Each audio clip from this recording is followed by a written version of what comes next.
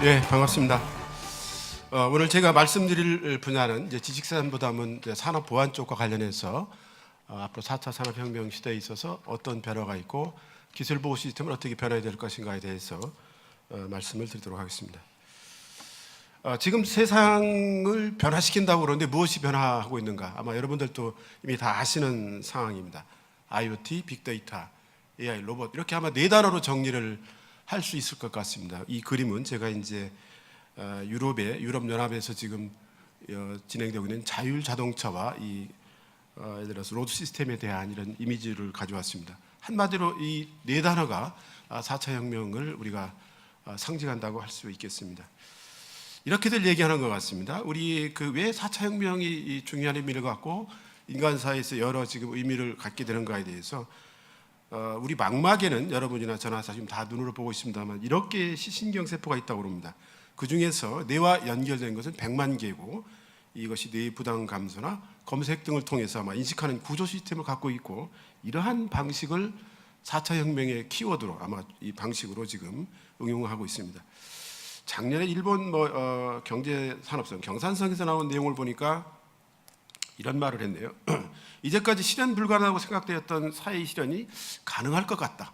이제 그렇게 얘기를 했고 그에 따라서 산업 구조라든가 취업 구조가 극적으로 변화할 가능성도 역시 있다. 아마 이 부분에 대해서 이번 대통령 후보들이 공히 이제 4차 혁명의 중요성을 말씀하셨습니다만 아마 저희 나라도 조만간 새 정부가 들어섰기 때문에 4차 혁명에 대한 중요한 여러 가지 이슈들이 제기가 될 거라고 저희들은 보고 있습니다. 4차 혁명의 공식을 저 나름대로 정리해 봤습니다. 도대체 어떻게 그럼 세상이 변화한다는 것인가에 관한 기술적 측면에서의 얘기입니다. 우선 공통 기반 기술은 이제 사물 인터넷에 관한 IoT와 로봇과 그다음에 AI 시대라는 것은 다 아는 사실입니다. 뒤에서 저희들이 얘기를 하겠습니다만 산업 기술과 우리는 국가 핵심 기술 그리고 국방 과학에 관련된 방위 산업 기술을 현재 갖고 있습니다.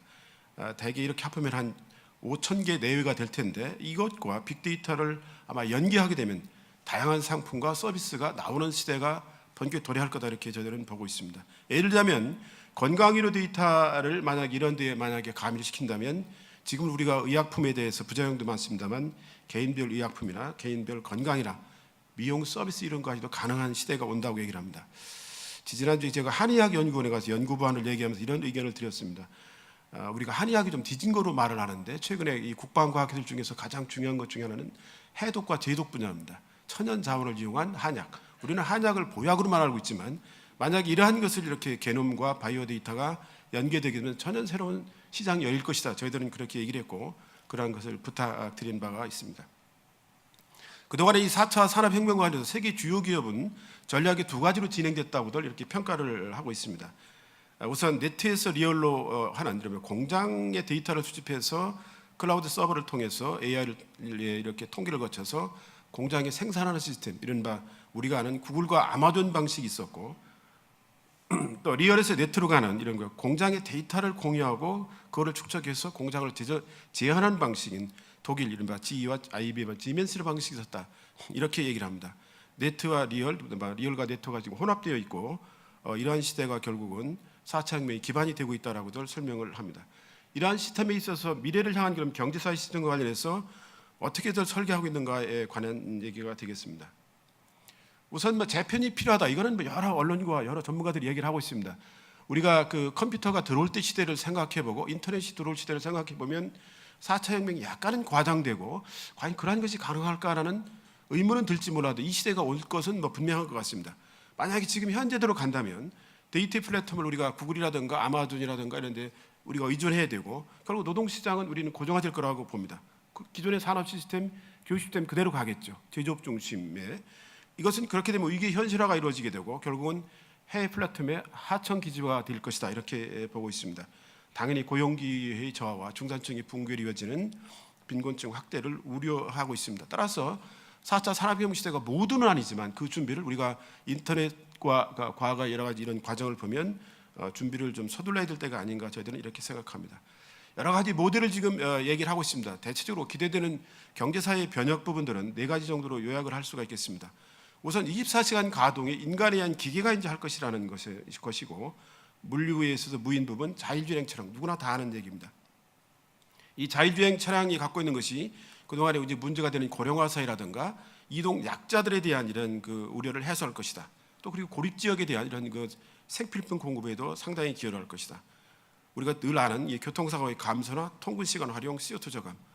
아마 일본에서 조사한 내용을 보니까 세계 면허의 비보유자가 60여 명이 있고 이 자율주행 자동차가 되면 막 그런 데도 기여를 할 것이라 얘기를 합니다. 그리고 1년에 사고 사망자가 전 세계적으로 120만 명이 이르는데 이 사고도 대폭 감소될 것이다. 이런 지금 예측을 하고 있습니다. 아마 이런 부분들이 우리가 이제 그 4차 산업혁명 시대를 긍정적으로 보는 시각이 될 거라고 봅니다. 주거 환경도 당연히 바뀌겠죠. 에너지 부분, 주거 부분뿐만 아니라 이런 독거노인의 문제를 해결하는 여러 가지 시스템들이 준비가 되고 있습니다. 또 이 에너지 절약을 통해서 또 재체 에너지를 통해서 전 세계 에너지가 지금 없는 지역이 12억 명이라고 그러는데 아마 이 부분에도 우리가 이제 새로운 이제 전기 공급을 통해서 문화생활을 향유할 수 있는 그런 시대가 온다라고들 예측을 합니다. 개개인의 입장에서는 아마 이 헬스케어 부분이 아마 가장 그 관심사가 아닐까 싶습니다. 의료 정보가 전자화되면서 예를 들어서 조기 진단이라든가 또 지금 최근에 우리가 치매라든가 이런 노인 간병에 큰 어려움이 있습니다만 로봇 간호가 시대가 열리면서 말 그대로 건강하게 수명을 연장하는 시대가 올 것이다. 이런 예측들을 하고 있습니다. 생애 현역이라는 표현을 쓰는데 저희들이 이제 통계에서 보시면 65세가 지금 전 세계에서 12%인데 평균 수명이 71세라고 얘기를 합니다. 우리나라는 좀 높게 지금 잡고 있죠. 문제는 이 건강하게 사는 나이가 언제까지인가? 물론 사람에 따라 다르겠습니다만 대개 75세 이후가 되면 건강한 삶을 유지하는데 어려움이 있다고들 얘기를 합니다. 이거를 이제 돌아가실 때까지 생애 정말 현역으로서 일할 수 있는 시대가 열린다. 이런 이제 예고들을 지금 하고 있습니다.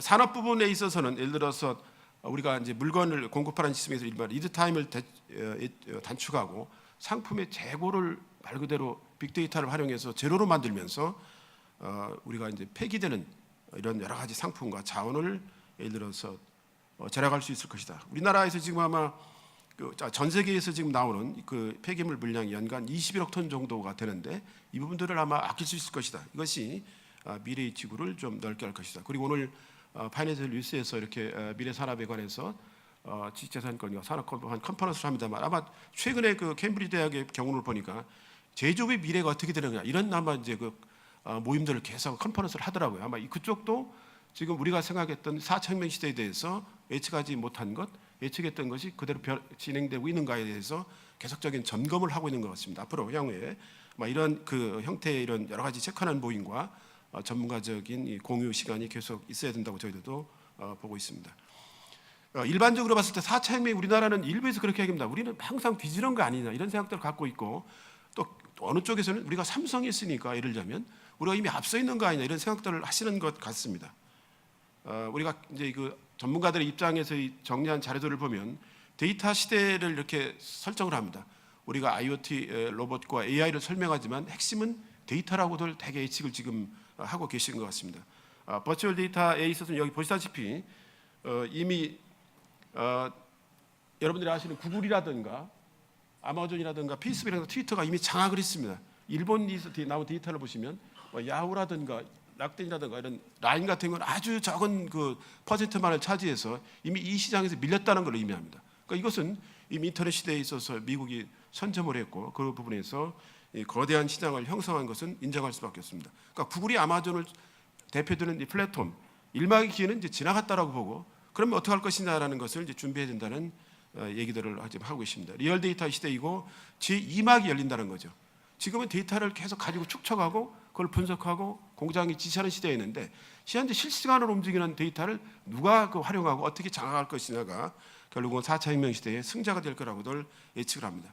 이 시간에도 병원에서 건강 체크를 하고 계신 분도 있고 또 아프신 분도 계십니다. 이 시간에 어딘가를 가고 있는 분도 계십니다. 공장이 상품을 생산하는 경우도 지금 실시간으로 계속하고 있습니다. 이 데이터들 중에는 물론 기업이 공개할 수 있는 데이터도 있고 공개하지 못하는 영업비밀의 데이터들도 있을 거라고 저희들은 보고 있습니다.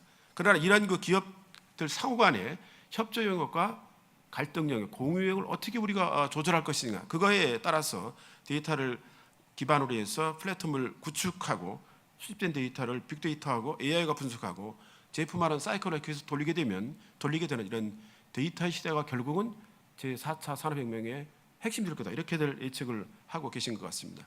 그리고 우리가 4차 산업화 하는데 결국은 전 세계 여러 가지 지금까지 나온 이런 자료라든가 보고서를 보면 4차 산업혁명과 부가가치 원천은 결국은 빅데이터다라고 얘기를 합니다.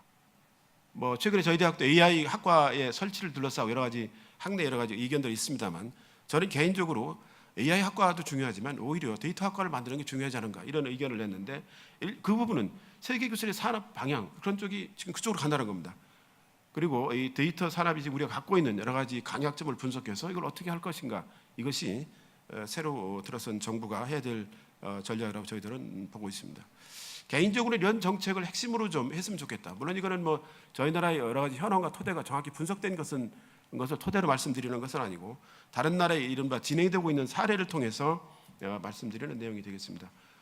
지금 보시는 그림이 IBM의 왓슨 IoT 플랫폼인데, 데이터와 기술 혁신의 환경을 좀 구축해야 된다 이런 겁니다. 데이터 플랫폼을 우리가 구축하는 이런 국가적 프로젝트가 진행됐으면 좋겠다라는 생각을 합니다. 이미 물론 개별 회사 단위로, 물론 이 부분에 대해서는 이번 대통령 선거 과정에서 4차 산업혁명을 국가 주도로 해야 되는가, 민간 주도로 해야 되는가에 대해서 후보자들 간에 다양한 의견이 있었습니다. 그러나 어쨌든 우리나라는 행정부 중심의 시스템이기 때문에 기업의 자율성도 인정하고 기업의 성장 방향을 인정하지만 100%좀 맡기기는 어렵다. 우리가 뒤떨어져 있기 때문에 우리의 강점을 어떻게 국가를 중심으로 해서 리드할 것인가에 대해서 고민할 시점이라고 저는 개인적으로 생각합니다.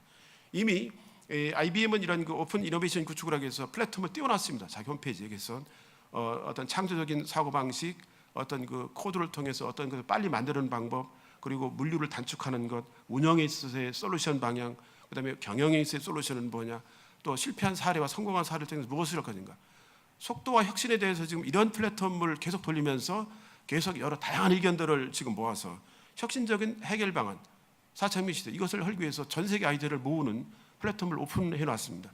그러니까 저희들 같은 경우도 아마 이런 것을 좀 이렇게 벤치마킹해서 밀고 나가지 않을까, 그런 생각을 갖고 있습니다. 물론 이런 것을 하기 위해서는 뭐 사회 전반적 여러 일을 아마 해야 될 겁니다. 인재 육성도 해야 되고 뭐 합니다만, 가장 지금 다른 나라에서 중심을 갖고 있는 것은 인재를 당연히 우리가 육성을 해야죠. 그러니까 현재 상태에서 우리가 다른 나라를 따라잡기 위해서는 결국은 인재를 초빙하는 것이 빠를 거다, 이런 의견을 내세우고 있습니다.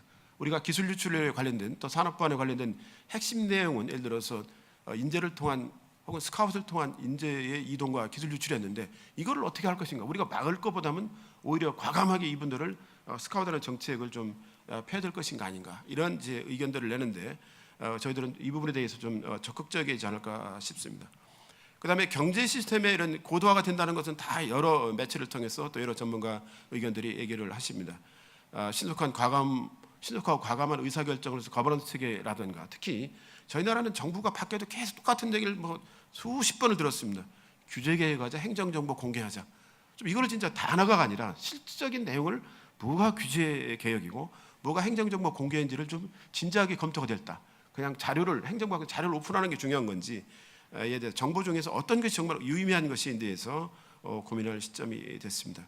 그리고 무용자산 투자라고 하는 이른바 우리가 IP라든가 인텔렉츄얼 프로퍼티에 관한 지적재산이라든가 사람에 대해서 어떻게 투자하고 그 경쟁력을 강화시킬 것인가에 대해서도 이제는 좀 본격적으로 나설 시대가 됐고, 그것을 통해서 사회 경제 시스템의 고도화를 이루어야겠다는 의견을 내고 싶습니다.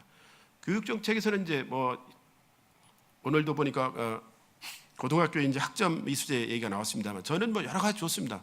뭐 교육에 대해서 교육 철학을 다 가지고 계시기 때문에 좋습니다만, 4차 혁명에 국한해서 말씀을 드린다면 이 프로그래밍 교육을 좀 빨리 했으면 좋겠다라는 의견이 많습니다. 다른 나라의 사례를 몇 가지 드렸습니다만, 이 프로그래밍이 결국은 데이터라든가 이 우리가 4차 혁명을 이해하는 인터넷과 컴퓨터 시스템을 이해하는 코드를 이해하는 핵심적 기술이기 때문에 이것을 좀 가능하면 좀 어릴 때 필수화시켜서 교육시킨다면 전 국민이 아마 4차 혁명에 대응하는 기반이 이루어질 거라고 저희들은 생각을 하고 있습니다.